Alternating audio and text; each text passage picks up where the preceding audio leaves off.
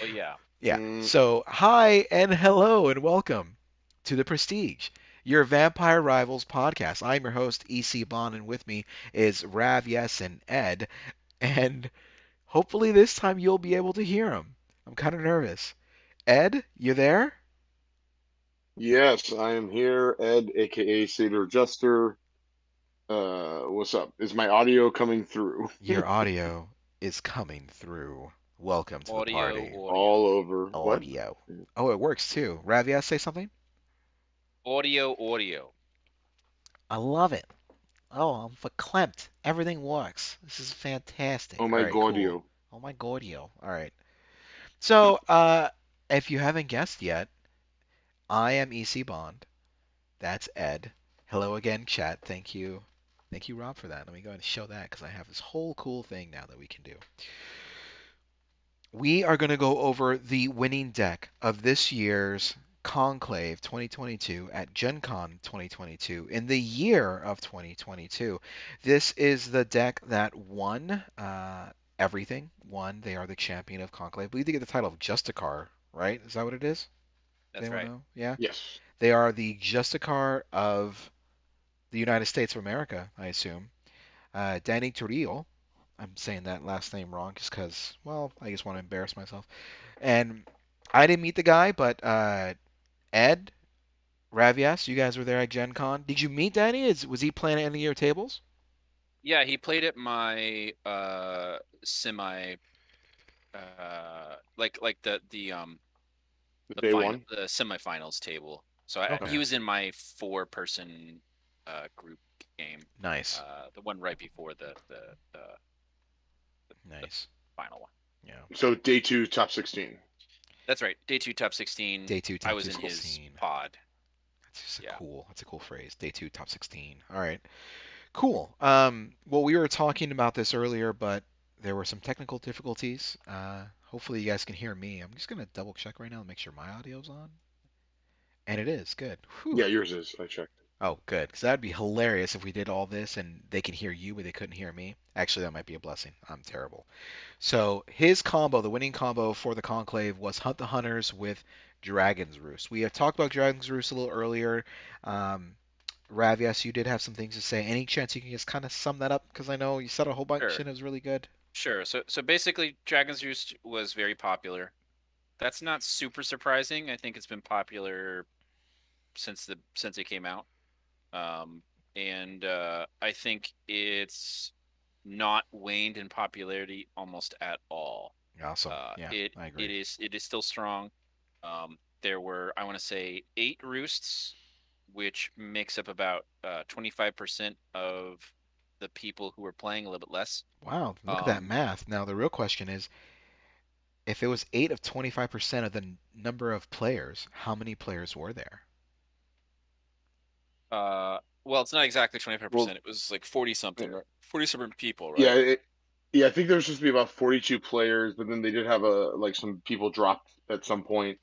But I think 42 was the number I read that Matt Holland posted sometime in the Yeah. forums for the 42 Discord. players is pretty cool for any game like this to get 42 players together in one spot, especially when it's like multiplayer four player. So you'd have 10 tables of four. That's insane. That's chaos to me. Yeah. Yeah, pretty cool. Yeah, so it was good. Good times. I had heard that it was more than Gen Con last year, which is always a good sign. Because you typically have a lot of people just join on a whim on the first year. Yeah. So you expect a lot in the first year, and then to try to maintain and get more the second year is always a good sign for a game like this, which is a little bit um, more of a small group game. Yep. Sorry, I was looking at something else. No Um, problem. yeah, I'd agree. It's 42 is great. It's a good number. The winning agenda was Hunt the Hunters. This had been nerfed in the last iteration or the last cycle of Rivals. I never played with it. I mean, it's powerful agenda and it was still popular afterwards. But I was surprised to see that that was in the, that's the agenda that won the whole thing. Especially when you consider Prize Fighter. I've seen a lot of, um, yeah, I've seen a lot of Prize Fighter winning games, and not Animal Kingdom, not City Park, but two other ones I'm thinking of. The Sewers one, the Vagrant one. What's that one called? Invisible Invisible Army. Army. Invisible Army. I see winning a lot, as well as Strength in Numbers. I see winning a lot. I don't see Hunt the Hunters winning a lot, but Ravias, you did have some thoughts about that. Yeah, so I think it's not I wouldn't say it's super popular. I think it's stayed around. Uh, uh Brandon, a local player that has now made it to three or four Yeah, something like final that. tables Yeah. in Princes, Yeah, runs Hunt the Hunters a lot. So yeah, I've never lost interest in it. I think that it's been around. It's kind of been on the margins, but it's been around and it's won a lot. It's been strong, and it stays strong. I think you had mentioned in previous we talked a little bit about the combo with Trinity. uh-huh, So Trinity really turns on Hunt the Hunters, as you might imagine. There's also good synergy with Inmate, and anything else that can produce 4 damage yeah. easy in the city. Ed, anything you want to add to that Yeah. with Hunt the Hunters, or we Yeah. can move on to the Vamps? Just on some of the stuff we were talking about earlier that Rob brought up earlier that Hunt Hunters also does a lot of things. It's like it gives you the extra agenda point. It gives you a prestige. You reshuffle the deck. So unlike basically like unlike what is it, Playthings and Invisible Army, which don't reshuffle citizens or vagrants in with Hunt the Hunters, like you're gonna have a more of a chance to draw that again. Right. So it's solid even after the nerf. However many months back, it's always been solid. So yep. Cool.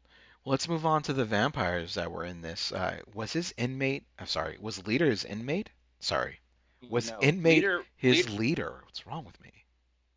leader on the sheet was Street Preacher, but I could have sworn that he also used Annika sometimes as the leader. So Oh, I think uh, he switched it around, and he might have adjusted as he went, which is always an option in this game.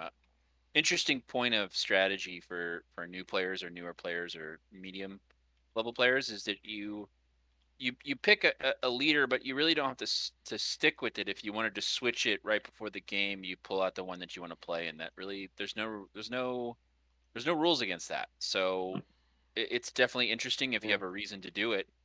Certainly try it out. yeah. I'd say that. Yeah. I Like. think.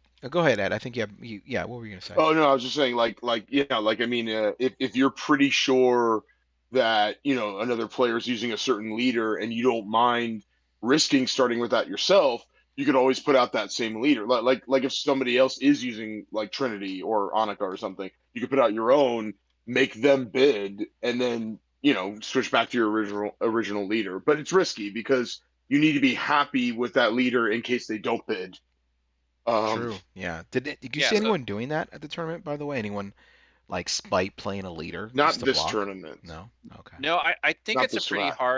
it's a pretty hard play in a tournament where you don't know what you're going to see. Um, to try to do something like that, I think that you're going to see that little bit more often in Prince events Yeah. where people are playing against people that they know, Yeah. That I and then believe. they might expect certain things, or maybe later in the game when things are maybe more predictable. But I think everybody played a game that was, they didn't know what they were going to see at the table. So from what I can tell, looking at this deck and having played against it, I think that some interesting things like come to mind. Number one, look at how many different clans there are. Oh, in this There deck? are Ridiculous, Six. right? 6 different clans in this deck. Yeah. That's Yeah. pretty unique. It's been talked about, but yeah, 6 different clans. I think six. So what that tells me is he didn't put any clan locked cards in this deck. And once I read that, like Well, once I there's saw the two. 6 different, Wait, isn't there two? There is two. No, you're uh, right. You're right. So there yeah, is two. There's just two clan locked cards. My bad. But there's very few. So there's yeah, just sorry, there's three. Three total, but just one card that's clan locked. Um, so a yeah, very few clan locked cards in this yeah, deck. and basically, if he did start with Street Preacher as the leader, that's a Malk, and Insanity Defense is one of the Sorry, there's cards. So also sorry. then that Yeah, already. there's a Oh yeah. yeah, So sorry, jumping ahead. Insanity Defense and Apex Predator are the two cards that are yeah, clan locked. yeah,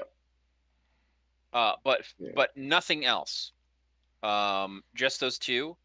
And so I think most of the deck functions regardless of what you draw, and isn't really focused on a particular clan strategy, and more is all about just the basic, like a really basic strategy. Because I played against him, and the basic strategy is you protect your leader, whoever you choose the leader to be, the person that's roosting, and everybody else can hit the streets, can always kill a sad if it comes out. Typically, he's just trying to protect sad. So if I remember correctly, he typically wouldn't roost until somebody tried to go after a sad. Or Probably Team that X, was, technically. say that again.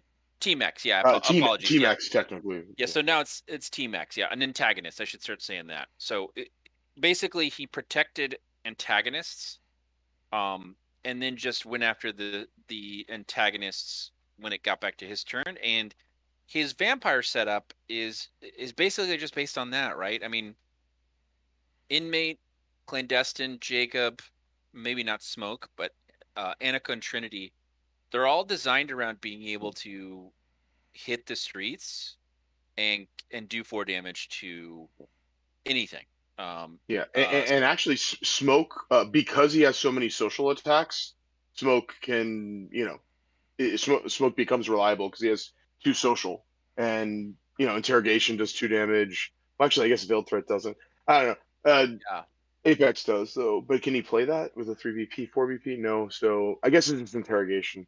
You can do it yeah, sometime. interrogation and yeah, so just Everything interrogation. else is, Uh, uh, so so there is some RNG in here. So like I guess if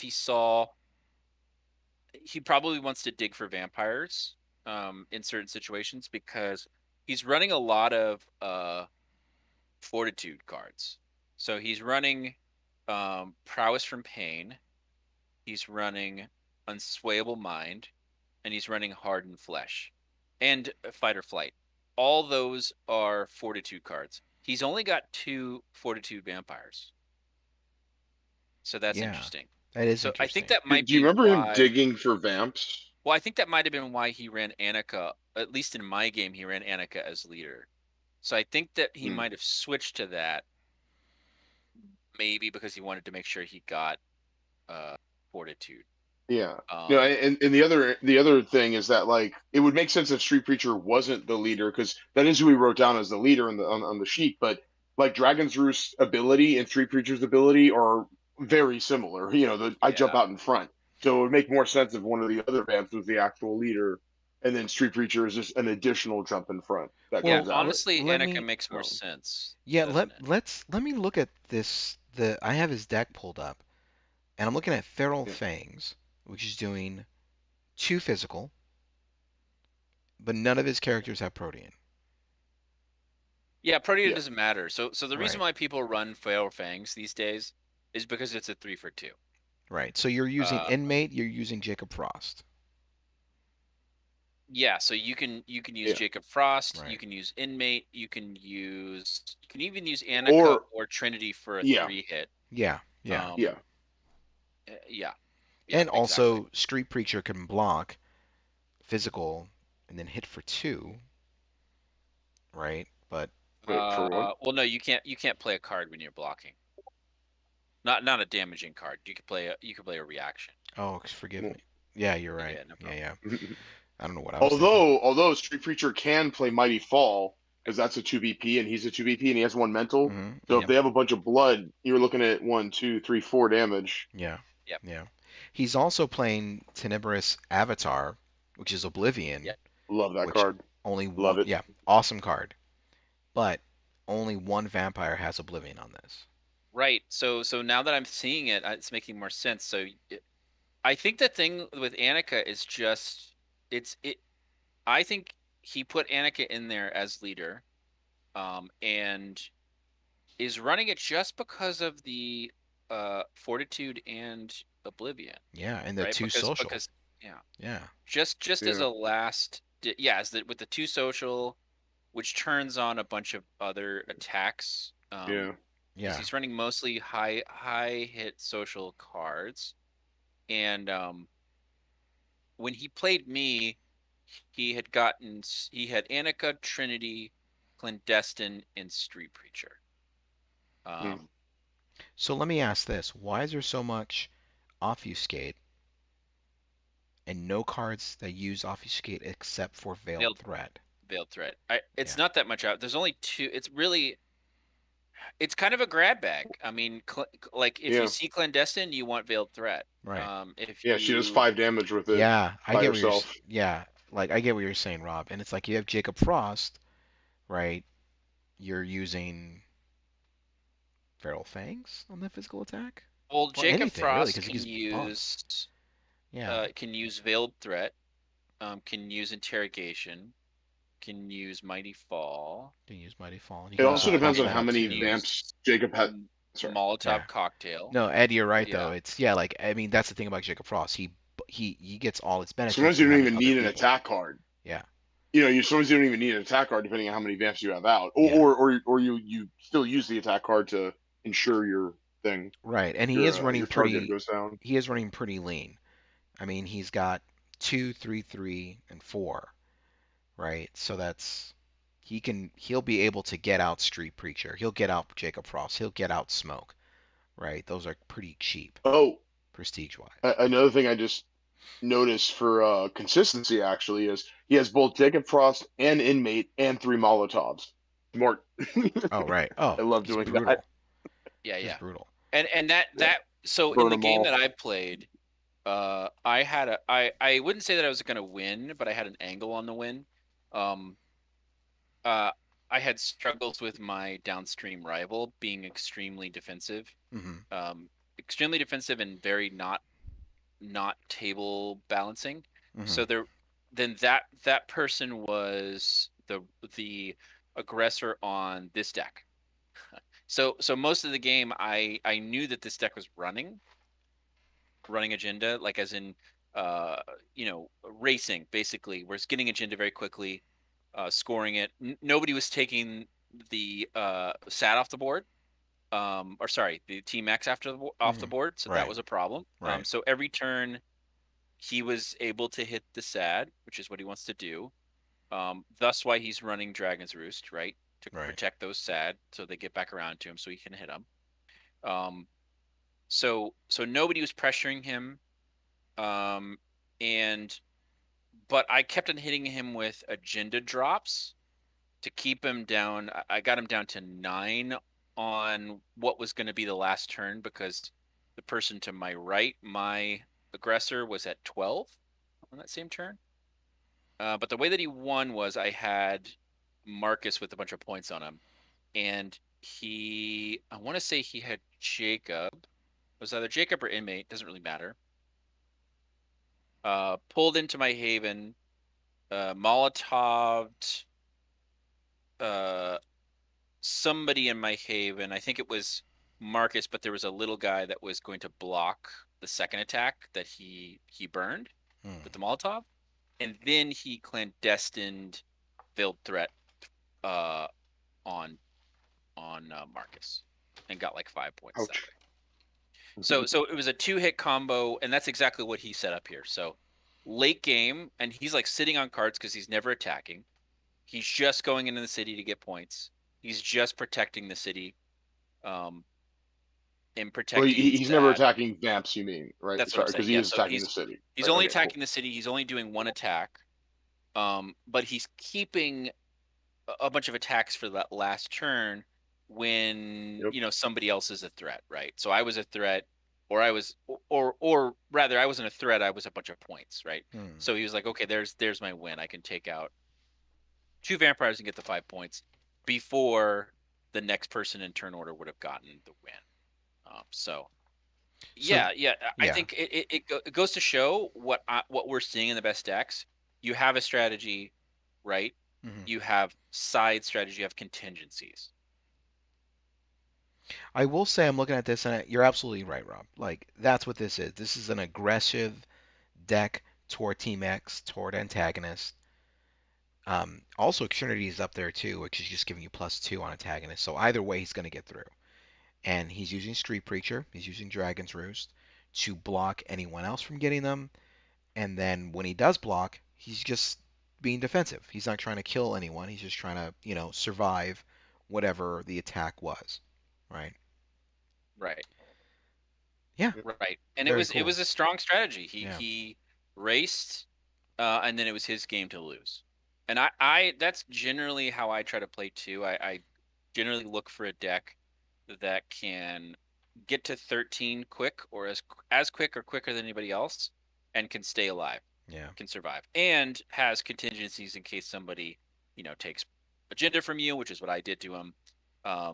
In case somebody's about to win, like how do you, snatch uh, a win from somebody else who's about to win? I Because that will happens a lot. yeah, I will say this about this deck, and I know I'm gonna get shit for it. And I know that not everyone's gonna agree with this, and that's fine. This is a winning deck. We can all recognize it. But for my taste, and I'm a terrible player. I don't win a lot of tournaments. But this deck is no fun. It's there's no fun here. There's no fun stuff here. There's no action cards, for one. Yeah, Not a no single action action cards. cards. This is a pure attack defensive deck, right? He's having fun with his vamps. That's where he's getting his fun, right? Yeah, All these it's vamps it's do Actually, cool you know where he's getting things. his fun? The Dragon's Roost going like, no, no, no, right? You didn't say the magic word. Yeah, but see that's Yeah. exactly it. that's Actually, just did we bring yeah. up I'm sorry, like because we had to restart because of the audio problem. Did I know in the we did talk about Dragon's Roost before, but did we talk about it like directly this time? I don't remember us doing that. Directly No, how? We've no, mentioned it a yeah. bunch of times. I'd say go Oh, ahead. yeah. Go ahead, dig Let's in. do it again. Yeah. Yeah. Yeah, just that I think Rob already mentioned that it was there were 8 Dragon's Roost, in the tournament, and just Dragon's Roost is really powerful. Not necessarily broken, but just really efficient. Any kind of denial or disruption in any game is a powerful tool, and yeah, a lot of people think it should be errated a bit.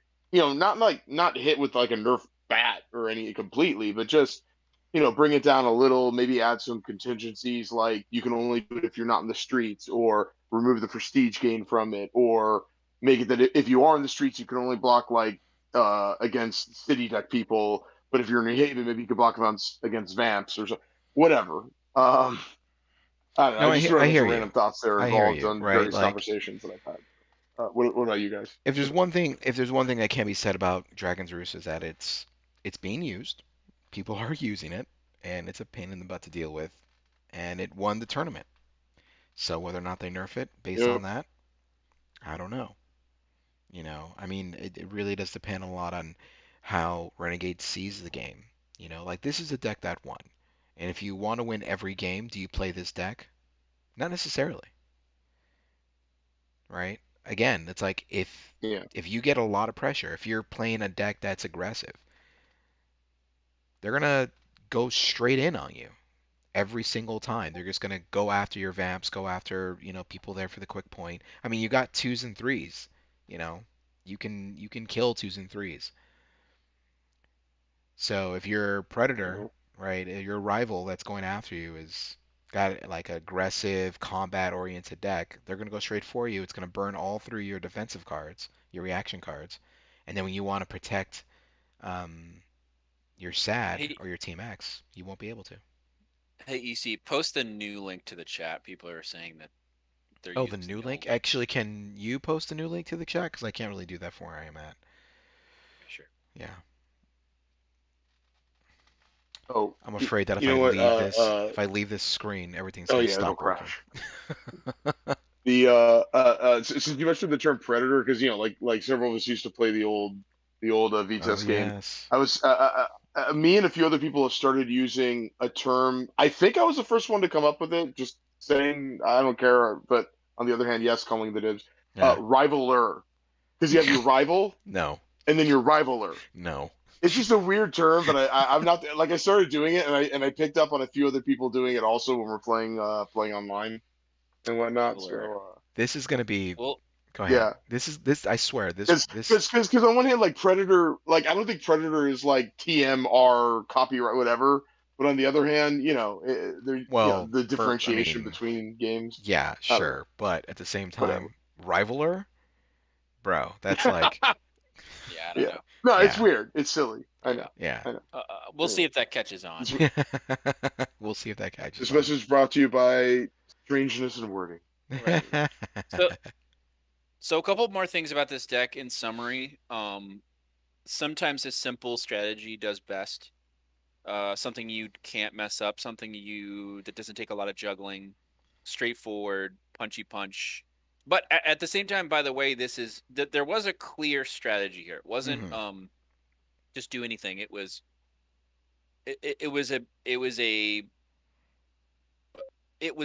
a theory that says Dragon's Roost helps hunt the hunters best, right? Yes. That's what they're saying is Dragon's Roost keep the sad from getting hit the sad, get points. There's Yeah. some RNG to that, right? Yeah. Oh Like yeah.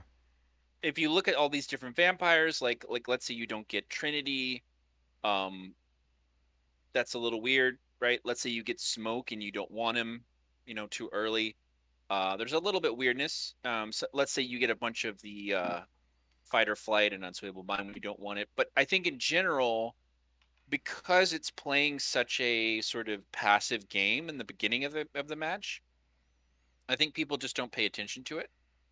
Um, and another thing I saw, and this happens too, and we've seen this. We adjust our decks around the meta, right?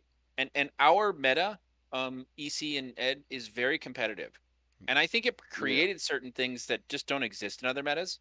And I think the meta at Conclave was different than what I was used to. There was a lot yeah, less. There was a lot less agenda drops. There was a lot less punching. There was a lot less attacks in general. There was a lot more defensiveness. There was a lot more agenda running. Um, and I think in that environment, we can't discount the fact that this deck does well in that environment and may not do well in every environment. So True. I just want to point True. that out. Yeah. Like, I think we're saying the same thing. Like this deck wouldn't absorb pressure very well. no, well, but it there does have a was lot of no good pressure. No. reactions though. Okay. It So it I it don't know. it it does have good reactions. So I think it was True. prepared, Yeah. but I do think that there were, in other words, it's not an unbeatable deck, right? Yeah. It's just a simple deck Yeah, that no beat. rivals deck is unbeatable. Yeah, Right, exactly. right. That proves a couple things. Like simplicity is helpful, having a good plan is helpful, Yes. knowing what you're going to be up against and being able to at least try to respond to it, and then hoping an RNG sticks with you, right? Yeah. And it happened, and the guy was really nice. So kudos to That Danny. is Danny. important, at least to me. So yeah, Danny. good.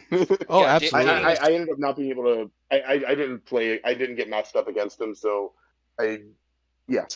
I I will. unfortunately have Yeah. no input, but But I will I've say heard that from this. more than one person though. Yeah, I will say this. So You're right. yeah, That does matter. I don't want to take anything away from Danny, and I don't think we're criticizing this deck at all. I mean, this is a very lean deck that does one thing very well, and that's hunt the hunters, right? With the Dragon's Roost, and that's a combo that I just love to see because I would never think I couldn't build this deck, although that's not saying very much because I can't build any winning decks, but still. Um, that being said, in summary. Good deck, very cool. Congratulations to Danny for earning the title of Justicar for after the Conclave and for Rivals. Um, let's go now to the next deck, if I'm not mistaken, that we have set up here. This would be what, guys? What am I looking at? This is an animals deck. This is is it Animal Kingdom. Rondres? I think. Yeah. This, I believe, is Rondre's. So this is so we saw, at least I saw a lot of this, a lot. This was and I've been seeing a lot of this in general. Also a very popular deck type. Animals. There's a couple different ways to play animals, but it usually revolves around Gangrel. In this case, it's all Gangrel. It's Animal Kingdom. It's University Library. So the other thing we saw was there were 8 roosts, but there were 9 university libraries. EC. Yeah. 9 university libraries. Yeah. That's well, you know what? I believe that. I do believe that because Yeah. it's a draw card, Yeah. and Yeah. So no The deck other suffers with a draw. really Yeah. Well, really quick on the numbers thing with that. Yeah, it was nine university libraries, 8 Dragons Roosts, and then it dropped down to 3 for the next. It was like Big House, Tenderloin, and Mortuary all had 3. So it was clearly Gen Con Conclave was clearly dominated by numbers wise University Library and Dragons Roost. the the Anyway. interesting thing is that I didn't see the agenda breakdown, but I feel like the agendas were a lot more variated. Yeah, I have it right here. It was there were 5. Oh, actually, and this does go to this deck. There were 5 Animal Kingdoms, Yeah. 4 Turf Wars, 4 Invisible Armies, 3 Basic Powers, 3 Hunter Hunters, 3 Horde of Herds, etc., etc. So yeah, the agendas were much more what's the word? Not extreme for number differences as Mm. as those two Haven. Right. But back to this deck. So I love animal decks. I've built this once before, and I think I brought it once to a tournament, an animal deck, and there were 3 or 4 other animal decks playing, and it was just kind of like, ooh, yeah. It was really hard to get Gangrels out. I should say rather I played Was that an the all Gangrel deck. was that the no, sorry. Go ahead, no, Ed. Yeah. I was going to ask you, was that the triple Tamasca when 3 Yep. people flipped Tamasca, That was a and then triple and then I Tamasca. think Yeah. yeah, and then I think what is it? 2 people then flipped Drea or whoever their secondary leader was, Yep. and then they also Uh-huh. had to bid. That was that tournament. That was Yeah, that tournament. I didn't run animals yeah, after that. Yeah. Did any yeah. so did either of you play with this person? I don't know their name. Do we have their name up somewhere? Yes, I played against him round I don't remember round 2 or 3 in day one, maybe round 4. I don't remember, but yeah, I played against him once. Yeah, it was an animal deck. It runs agenda fast. Damascus has that engine. Well, University Library. Sorry. Okay, so the problem with animal decks and/or any, I think as Rob calls them, collection decks, or when you're trying to look for either alchemy or rituals, or in this case, animals. If you don't draw your animals, you can't do your thing. So Yep. that's where University Library really kicks in, where you get that extra card draw. And then Tamaska, what is it? Actually, I've only played the animal deck a couple times, so I'm trying to remember. Yeah, when you attach an animal, she readies. So then you can have efficiency and and gain 1 action. That's right. And once it starts gaining agenda, it's hard to slow down. Also because like certain animals, when you put them on, like the swarm or mongrel, like they really help with your defensiveness. So it's hard to like if you could take out the vampire that has like 2 to 3 animals on it, you could shut their or maybe not shut the deck down, but you will slow it down so much they're probably not going to win. But it's really hard to do that once they're set up. So then you kind of have to get lucky with like an early punch or have the table gang up on them. But we all know with rivals, depending on the board state, sometimes or who the players are, because sometimes with the board state, it might be obvious, hey, we should all gang up on this person. But then one of the players is just like, no, I'm gonna go do this other thing. That goes So back to the meta. solid deck, basically. Yeah, that goes back to the Yeah, meta, right? Where this game is very much dependent on who you're playing with, right? So if you're playing with a yeah, bunch of new people, you're bringing your experience from your meta to that table, and sometimes you may not do something with that deck because you don't know what's going to happen, right? You don't know what to expect, right? And I feel like that builds decks. I think that mentality of like, hey, if I go to my local game store and I play, I know this deck is going to do well, or I know what I'm going to see. When I go to a tournament like the Conclave with 40 plus people, not true. You don't know what you're going to see. So you play yeah. conservatively, right? You bring your conservative deck. Um, I also want to mention you compare this deck to the last one, to Danny's deck, a lot more actions here, Yeah. right? But crucially, not actually that many actions outside of animals. So Yeah. there are 5 animals, all 3 ofs, and then the only other actions are constant surveillance, Mark of the Beast, and We Are Legend. What's Shape of the interesting beast. is, Yeah. sorry, Shape of the Beast, We Are Legend. What's interesting is what I don't see here is, Ed, remind me of the card that gives like defense when you're alone in the streets. Ooh. It's a Oh, new yeah. Gangle card. That's a new one. Hold on, I'll pull it up. Yeah, it's with solo attackers. Oh wait, no, it's I not an action. saw this card a Give me a second. lot, so I think If you find that it's card, not. pull it next to the Swarm card just so we can see it on camera. Go ahead. Yeah, Sure. but to keep on Gangrel Wolf. talking Here it is. about Lone this, Wolf. yeah. So Here, so I'll put it next to the swarm here. Perfect. yeah. So what's interesting is Lone Wolf uh, saw a lot of play. I think it saw a lot more play in 1v1, especially.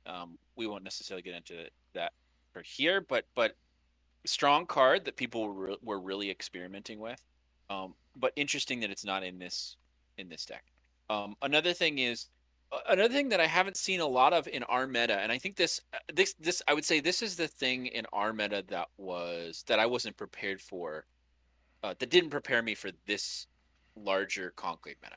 University library in our local meta, Ed, I don't think we see University Library half as much as we saw it here. We definitely see Dragon's Roost. Dragon's Roost is everywhere, Yeah. but Yeah. Yeah. University Library. So what's interesting about this is we've seen a lot of animal decks, Ed, but we haven't seen a Yeah. lot of animal decks with University Library. And it's kind of funny because now that I think about it, it makes sense. Because what you want to Yeah. do is it's a collection deck, so you want to see animals, right? You want to dig for animals. And University Library is the best way, period, to dig.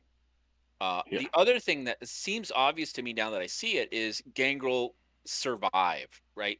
The thing that Gangrel's really good at is not dying. They are very hard to kill. And Mm. so the idea is you're building a bunch of vampires that are very hard to kill. They're very easy to mend. They're very easy to kill things in the street and mend up. And University Library takes that blood and then turns it into cards, right? Along with the animals as well, right? Animals also help in those regards. So it's a combo deck as much as anything. Uh, you get animals, you put them down, and then you get extra actions. You get, you know, unbows. You get extra cards. Everything is about getting like is about efficiency of action efficiency, action economy. Um, and then it looks like there's a couple last words in here too, just in case. There's some really good defensive cards here. Fortify the inner facade and unswayable mind. Yeah, if Fortify we the yeah, yeah, exactly. If I could real quick just jump in. yeah, yeah. Those are two great. Those are two great defensive cards. And if you notice, they don't block physical, They don't. Mm. which is Yeah, interesting when you think about that. there But yeah. is there is an angle here. So what's interesting Oh, is, but in my games, I saw lots of the physical. swarm. The swarm Yeah. Uh, blocks physical though. yeah, Yeah. the swarm blocks physical. Also, the mongrel can block Yeah. for a detach.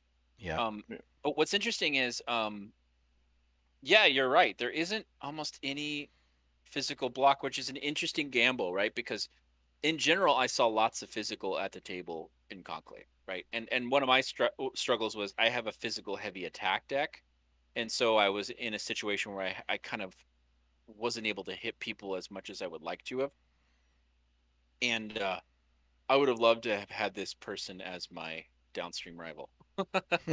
I don't know if I would have won, but I think I could have done some damage. But nevertheless, Gangrel's always hard to kill, so I shouldn't say that because maybe it would have been harder than I think. I think that's the thing is Gangrel's hard to kill. Action economy, get points off animals. Fairly straightforward strategy. Um, I would say there were a lot of these decks, and 3 similar decks made it into the top 16. I was taking a quick look, maybe more than 3, but at least 3 I saw. Um, and most people were running Leah Swiftfoot as their leader, and this was the only Tamaska leader. But all of them are probably running similar vampires, and maybe they were switching back and forth either way, so that might not be that important. Could I ask real Um, quick, Ed? I don't know yeah, if you want to jump in, but Ed, did you want to jump in before I say anything?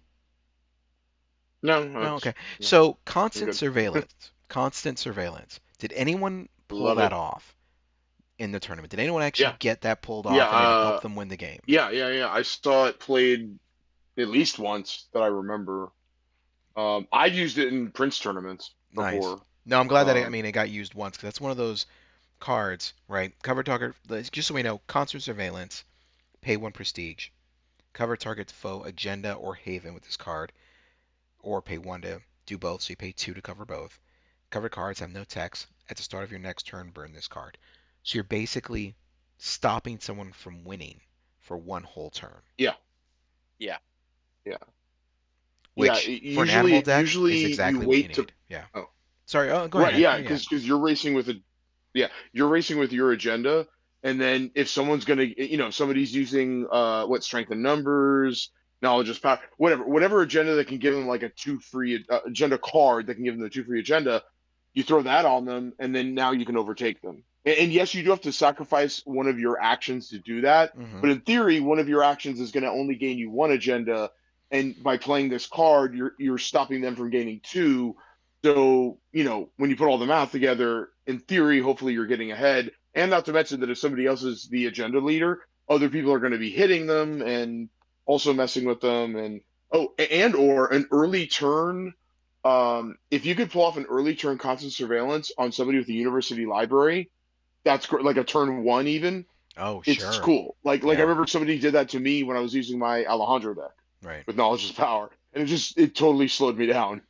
Uh, Yeah, that's anyway, true. That's no, you're absolutely right. This is one of those decks where this is that card that you play in the tournament, you keep it in your deck, and you bust it out probably in your second or third game, right? When you see, oh, okay, I'm playing this guy. I know what his deck is doing. I know that if I can just stop him for this big turn that he's got lined up for him, that's going to help me. Or you use it where you're going to win the next round, and the other guy, one of your yeah, rivals, may win the usually. next round. So you burn that action, do the thing, stall it, hope you survive the round, which, it probably won't be too hard to do, right? You have enough Yeah. animals that you're going to get that agenda at the beginning of your turn. If you're two away and you're gaining two, or if you're four away from winning, constant surveillance, you still have a chance to kind of shark it out from under that guy Yeah. with one action left Oh, over. Yeah. another factor with exactly what you're just saying is this is a tournament, so it's timed. So sometimes like all you need to do is just slow them down a little bit because you're gonna Yeah, exactly. when time's called in a tournament, the fourth player in the group of four like has the last turn. So as That's long as right. you're gonna end up with the most agenda from all of that, that constant surveillance might push you over the top for a tiebreaker win for Yeah, agenda. yeah. Were there any So games that went to time? At a chance. By chance. yes, Yeah, there I were. won my. I don't remember the order of everything. I think I lost my first, but didn't get knocked out. My second game, yeah, I think I got to like 11 or 12 agenda, and it went to time, and uh, I got the two tournaments points from that. Cool. Um, Wow, I mean, that's cool. That's very cool. I can only imagine a Yeah, room with 40 people, right? Rob, sorry, Ed, what were you gonna say? yeah. I was about to say, Mr. Fuji is daring me to say "shebangabang" on the stream. He thinks I'm not going to say it, but I said it because I'm fearless. hell yeah. Don't challenge Wow, me, wow. Mr. That's Fuji. wow. Okay, Mr. Fuji, excellent player. He was at the tournament. Awesome dude cool, from down under, Fun to hang out with. from awesome. Australia. Yeah, let's talk about that. Let's move I into that assume realm, all right? currently throwing shrimp on the Barbie on Barbies. I Ah, don't know how you say that. stereotype. Oh, Um, oh yeah, totally. playing knifey spoony.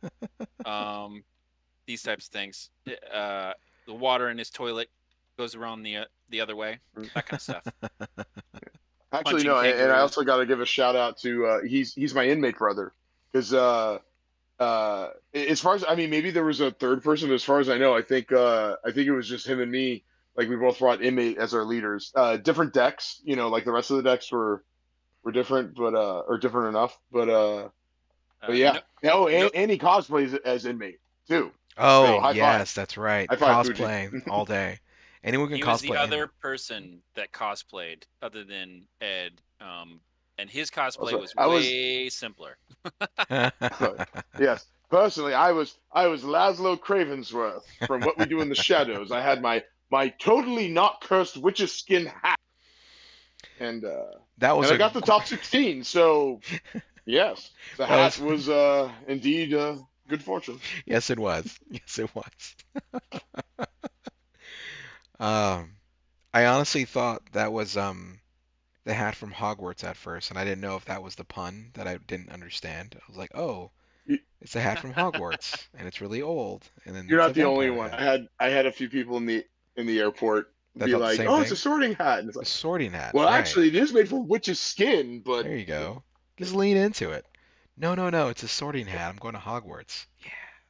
Anyways, no, it's great. I'm glad. Like the community seems like it was very cool. Um, and I didn't mean to cut you guys off. I hope you don't mind. But we did have No, that's another fine. deck you guys laid out for me. I didn't know. I didn't see that we had three more decks out. Yeah. So this The is Agenda Death is Only the Beginning and Haven Eternal Life Mortuary. so this was the player that this deck. I didn't really see this person. Ed, did you play this person? yes, Okay. yes, I did. Yeah, I played. This was the deck in the day two. Uh, day two top 16. Like the first game, I almost hit 13 agenda, and like time was called, and he was fourth player, and he hit 13 on his turn. Um, made some cool plays actually. I will say, I'll just say it's an Annika Death is Only Beginning mortuary deck. But jumping ahead, there was one time where the table was trying to slow me down, and I had a tapped inmate with like two vagrants and a nun, and like a tapped Liju with like three vagrants or something like that, and then a Cossack with like two blood on it. And they wanted to get rid of the Cossack so that way somebody else could then punch, inmate or whatever. So he spectrally possessed Cossack, my Cossack, which then became his character, and then Cossack went for Prince, and then the other two players knocked Cossack into torpor. It was just it was clever, and I'm trying to remember if it had any other board state effects or like entanglement type things, but spectral possession. You're not going to use it every game, but those games where you do use it, it is so cool. Yeah. This So, Go ahead. Go yeah. ahead. Go ahead, Avius. Go ahead. It reminds me of something I'm seeing a lot in this game. It's nice to have a strategy that gives you a card that has lots of contingency, right? So in this case, so going back to constant surveillance, right? That's a nice contingency card, right? Things are not working out or somebody's racing ahead of you, you hit them and then you win, right? Dragon's Roost, that's a control card. Hitting somebody, having a lot of reaction cards, having Jacob Frost and Inmate and saving up attack cards to the last minute. Um, it seems like the best versions of each of these decks pay attention to having some surprises in there that are you're able to mess around. What am I trying to think about? They are capable of doing lots of different things based on the mm, game state. So like spectral possession, let's just take that for example since we're talking about it. Uh, you're looking at the table, you're in that last turn, second to last turn. You're looking at the table, you're trying to find your win. Spectral possession gives you a bunch of possible things that can happen, right? Think of it that way. You can look at the table and you might find a lot of weird, interesting ways to win the game because, like, oh, I take that vampire and I hit here. Oh, I get the win. I take this vampire and I hit here.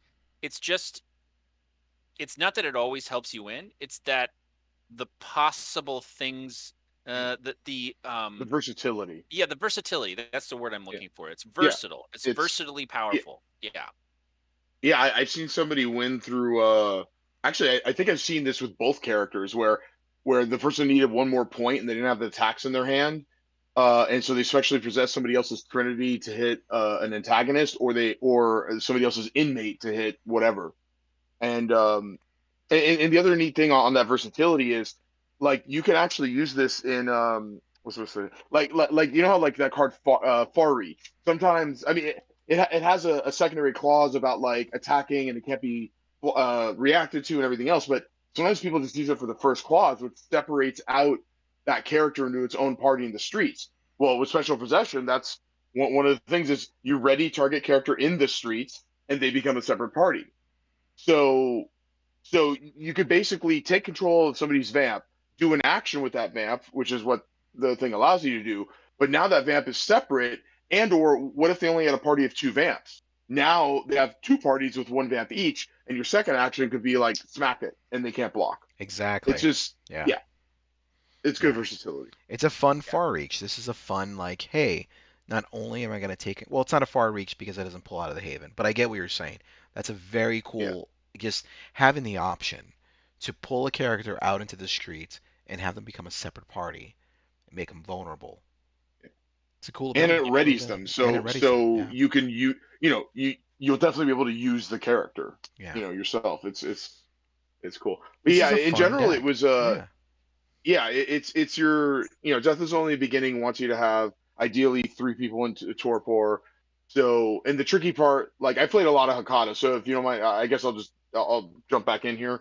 That it's tricky because if you're knocking your own vamps into torpor, or even if somebody else is knocking them in, the point being you're only gonna have like what one or two in play, and that's risky because we all know like a good aggro deck ideally should be able to like knock out one vamp with one punch and the other vamp with another punch. Maybe not every time, but you want to set it up to do that. And so, yeah, it's dangerous to play this kind of thing. But he played it well. Like he was definitely a skilled player when it came to navigating it or Yeah, piloting it, whatever the word is. that's another thing I want to point out because we saw a lot of wraith decks and we Oh, saw a lot of Mm, animal decks. Both of those were things at least I saw a lot of. sure. And I think everybody that showed up to Conclave was like a really high level player, but it pays to be better at something than anybody else, right? Yeah. So there was a lot of people, like in other words, these two were the best of the field, right? At least that day, right? Um, and what was it about these two that was like slightly better than the other versions of this deck? Because there were lots of options. I'm not certain because I'm not, I haven't gone over everything, but I think possibly it's small things, very, very, very, very small things made these decks better constructed, and then on top of that, small things about the play style of each of these players help them, beat the competition. Very Um, cool. mm, Yeah. yeah, but there was a lot of these decks that didn't make it. Right. I played a yeah, lot of these decks, and a lot of decks that are similar to this failed or didn't win. And it's just important to know that a deck is only going to get you so far, right? So if you go online and you find these decks, you construct them, you really should run them a bunch because I think this is one of those games where you really need to know what you're doing when you're running a deck. It's not simple to pilot a deck for the first time. Some things don't occur to you until you've played a lot. So, just suggestion to those out there that are net decking. They're really, I don't have any particular opinion against net decking. I just think you should really play a lot with the deck, adjust it to your meta, adjust it to the games you're playing, play the cards you understand, play the strategies that you understand. Um, and I think you can be at that point, then you can possibly be the best of that particular deck. But don't ever expect you're not going to see the same deck across from you. That happens a yeah, lot. Uh, yeah. Yeah. yeah, So I want to move on to the next I deck. have some numbers here. Oh, sorry. yeah, yeah. Oh, what? Um, Oh, yeah. Go ahead. yeah. So basically, there were three Eternal Life mortuaries. That's the haven that you could what is it? Remove two blood from one of your vamps and burn a city deck citizen or vagrant. Yeah. There were 3 of those. Then there were 2 mission cemeteries. That's the one Right. where once you have the retainer attached to you, you burn it, you create a wraith. And then on the agenda side of that, there was 2 death is only the beginning, which this deck used, which is if you have people in torpor, you gain agenda. And then there was 1 wake the dead, which is typically used like, well, in the Enzo deck I play, that's what I use. Which if you have wraiths, if you have a bunch of wraiths, you gain agenda. So yeah, no, number. Cool. Yeah. Yeah. So I want to get to the next deck because we are running out of time. Actually, I'm sorry. One more quick thing on this, really quick, but I think it's important to bring out. He Okay. has 2 Wake with Evening's freshnesses in the deck, and I'm wondering. At first, I was wondering if he put them in by accident because, like, some players think that the way that necromancy is worded, that I can then play a ritual at whatever no action cost or something, but you still need to have the proper oblivion or blood sorcery to play it, and wake is blood sorcery.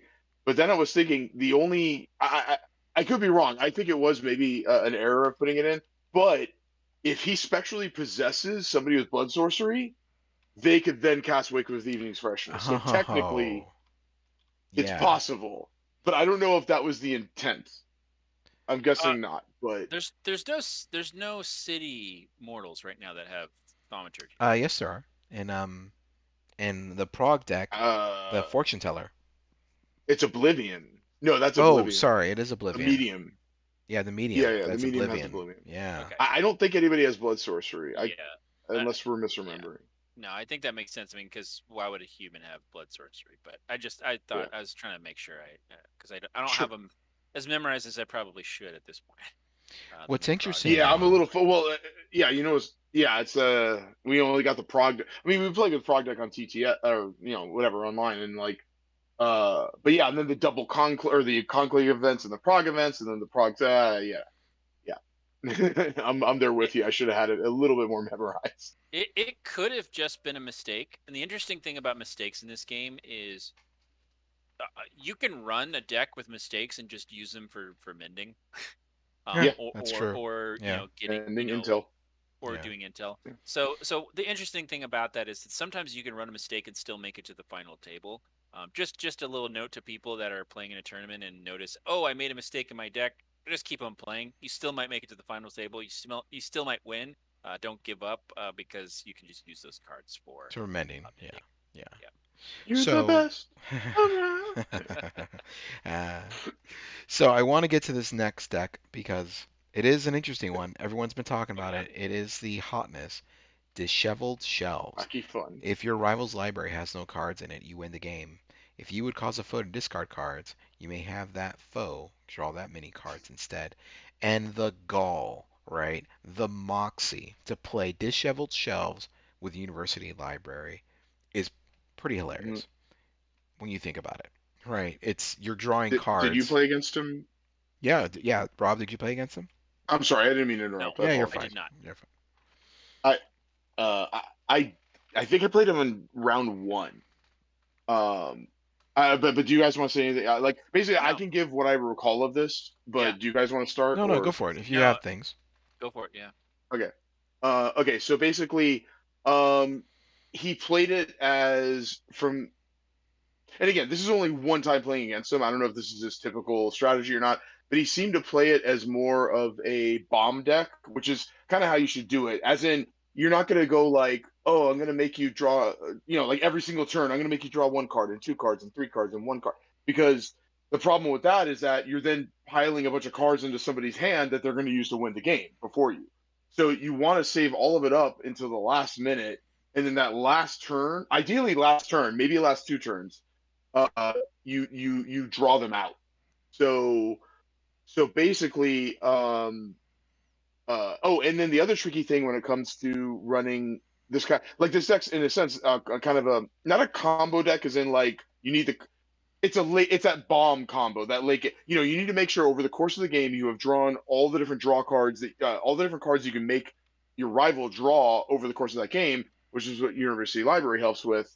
And then yeah, over the course of the game, he's getting in the 2 conspiracies, bank error in your favor, which makes somebody draw 3 cards, and then destroy the plans, make somebody discard 3 cards. But as EC just read, the agenda card to several shelves allows you to make somebody draw instead of discard. And in Rivals, there's no hand size, so which is good and bad. I'm sorry, it's a good thing, but I'm saying for this strategy, it's kind of tricky. That's why you want to bomb them at the end because it's not like they're gonna discard down to a certain amount.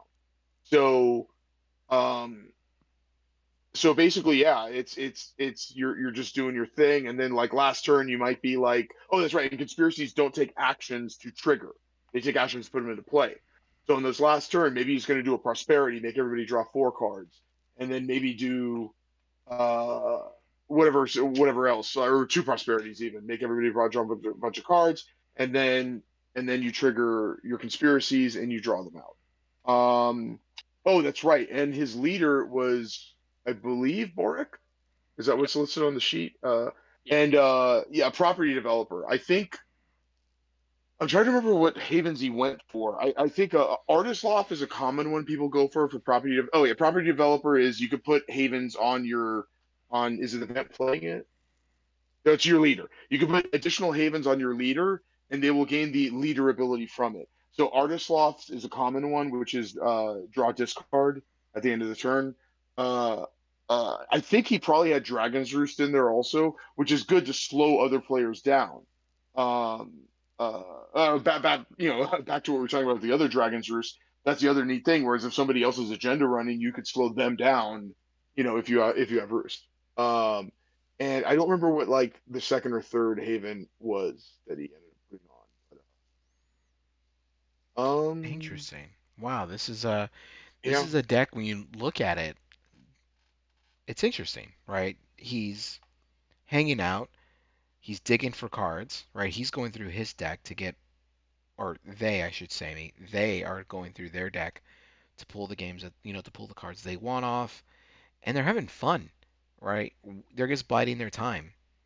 They're yeah, getting their prestige so they can keep bringing back vamps, right? So unless the entire table gangs up on them, in order to just kill all their vampires that are out, they'll be all right. They can absorb a lot of pressure because they're going to get long-term investment. They're going to get all this prestige from other places, so they can bring out more vamps. And all they're doing is just yeah, and whittling down their, whittling down their revival until they get to a place where it's like, now draw the rest of your deck and I win. Done. yeah. Yeah. Oh yeah. So on that, just like with destroy the plant, only makes you discard, but you could switch it to draw. Same thing with the shakedown.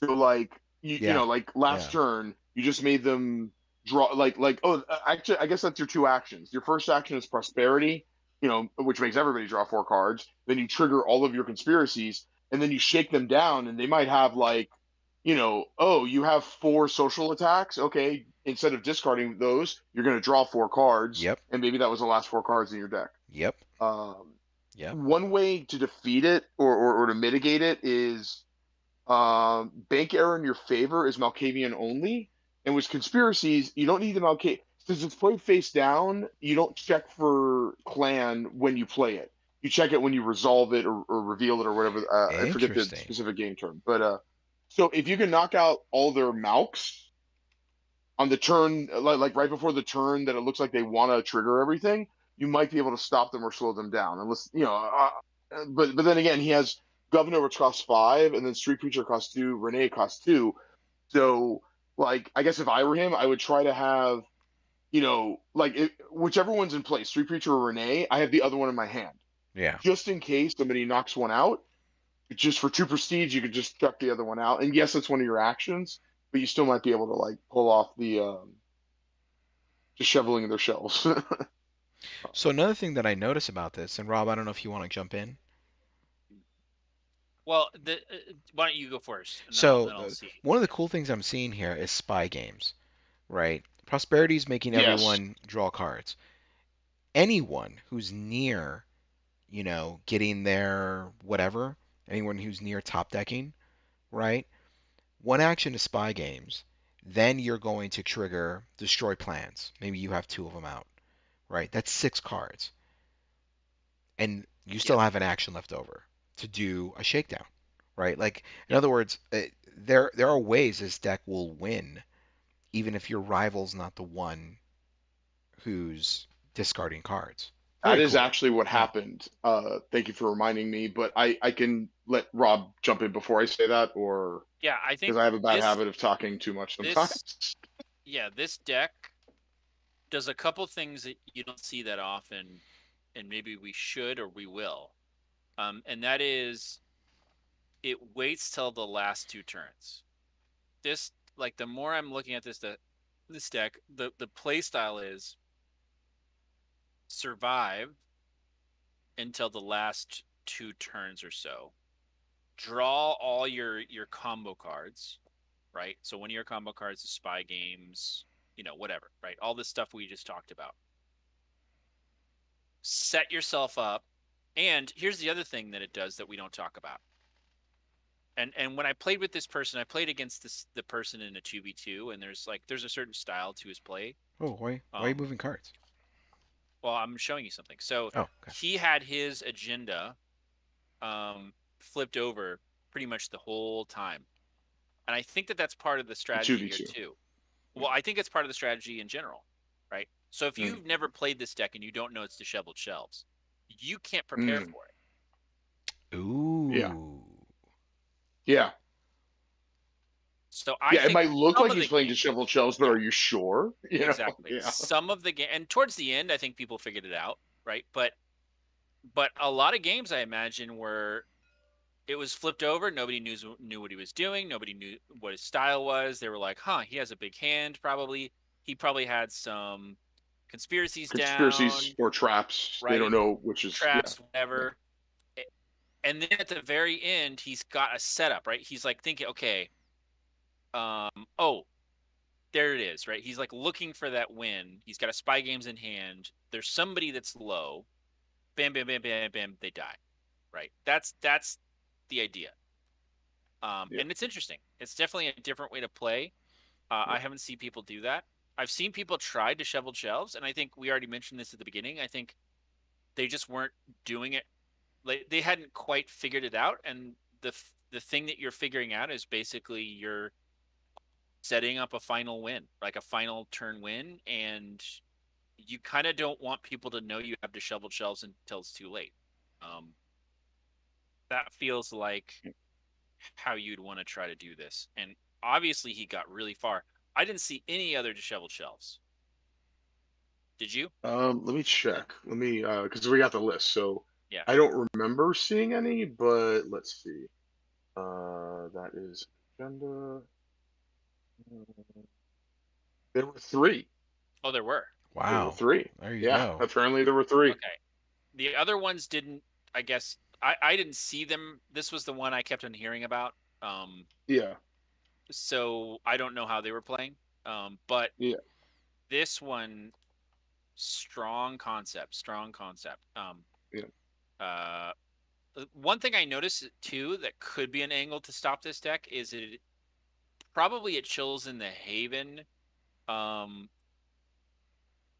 but is really these are a lot of killable vampires, Yeah.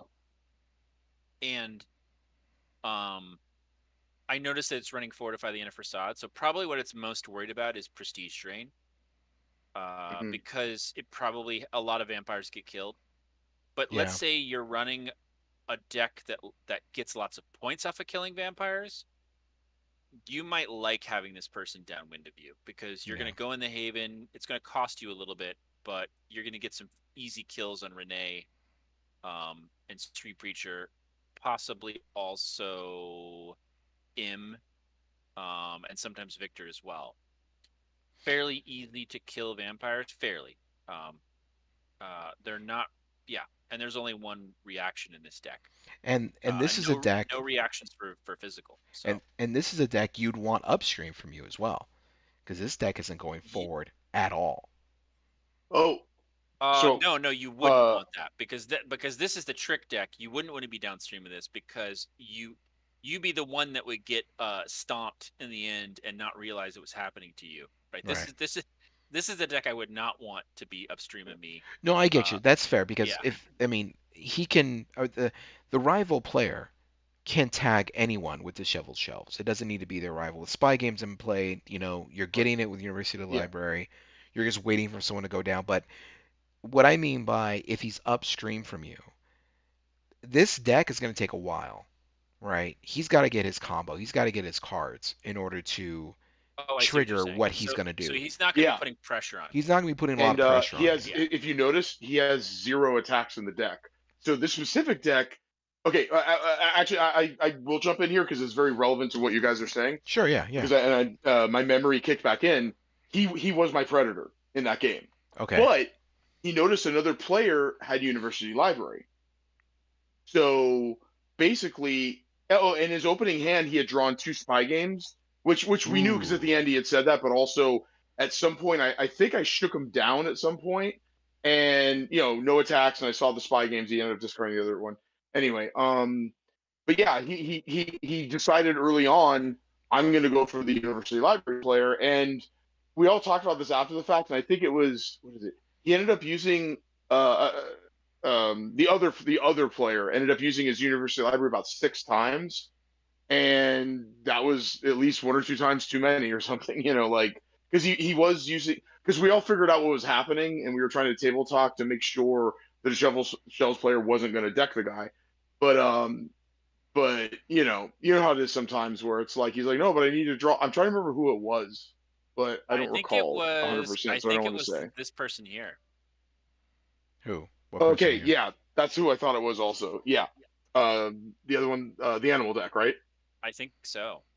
Yeah, I think it was, but I wasn't sure, so I didn't want to say. But yeah, so Oh, I and get then it. also Yeah. Well, hold on, uh, Ed. Before you move on, I want to address sorry. what you just said with the disheveled shelves, because it's one of those things Yeah. where it's exactly what we would worry about, right? Is that this agenda is out there. It has been flipped. You're seeing the player using the university life. You see him going down, and someone goes, "Oh, wait, you may want to you may want to keep, not draw cards right now because he could have disheveled shelves and he's going to tag you with it." At that point, that player getting that information, that's meta, right? Do they trust you? Or they don't trust you? Have they played with it before, or they haven't played? Have they seen disheveled shelves win? Have they seen it? Yes or no? That's where that's coming into play. So very Yeah. interesting, right? Just an interesting concept when you think about it. Like, how do you overcome the meta of other players at the table? How do you convince them of like, hey, That's a right? whole Yeah. other 2 to 3 podcasts to talk about. Yeah, you're right. That's a bigger thing to think about. And I think that's something we should leave there. But Rav, yes, did you want to add anything to that before we cut out? No, I think in summary, I I would not be surprised if um, Renegade takes a look at University Library and takes a look at Dragon's Roost. Not I would say because they're completely unbelievably powerful, because sometimes it's just important to just make the meta a little more interesting. I don't know that for certain, but I wouldn't be surprised. I'll just say I that. I With agree. Yeah. Yeah. yeah. I mean, Yeah. they did move pretty quickly on They're super efficient. Sucker Punch, right? And Hunter x Hunters. They moved pretty quickly on those, so we'll see how quickly they move here. Ed, you were going to say something. Sorry, it was just that their like university library is just super efficient. Again, not broken, because you are paying blood to draw cards. I mean, and, Yeah. and we've all been there where if I had one more blood, my guy wouldn't have gotten knocked out. So but it's super efficient. And then Dragon's Roost is like really efficient. It's disruption that starts in play versus like I mean, technically you can start with Street Preacher as your leader, which some people have done, but like Dragon's Roost is more of a reliable start and play type Yeah, and to say to disruption. that, this game So would be a yeah, lot less fun without Dragon's Roost. I will say that. more fun or less fun, Less fun. It would be less fun. depending on It if would you're be less using it or fun. not. Yeah. So, Sure, like it would be Agree, less fun for me agree because I to. have a chance to win. I'm gonna agree to uh, disagree. Um, yeah, negative play experience. yeah, yeah. You think this game would be better without Dragon's Roost? Oh, partial. My feeling on Dragon's Roost is I feel like if it were, and I'm not saying this is differing people differ. It's fine. People have Different opinions. Just my strokes. opinion. Different Um, strokes for different folks. my opinion is that it would be nice if it was a little less powerful, and by that I mean it feels like if it can block anywhere all the time, everywhere, and I think that just makes it a little too much. Plus, you get the prestige, so it would be nice to see something like an adjustment. Let's say there's not you don't get the prestige. Let's say you can't block anywhere, like everywhere, I should say. Just something like that. I don't know. They can balance it probably better than I can, but No, just no, just this a we thought, cannot you do. know. No, this we cannot do. I, I, I'm kidding. I'm teasing. But at the same Yeah, time, yeah. no, please do not nerf Dragon's Roost. If Matt is listening to this right now, Slight nerf. don't nerf Slight it. nerf. It's Slight fine. nerf. It's working Slight nerf. just fine. The good thing about the Prestige is it's not a democracy, even though these two guys are right, and these two guys are better players than me, and I agree with what they're saying. There's a selfish part of me that is going to admit it. I do not want Dragon's Roost nerfed at all. Leave it right where it is. But on that note, I do want to bring our podcast to an end. Thank you both, Ed and Rav, yes, for joining me tonight and for taking us through all these wonderful decks. It has been fun. Good night.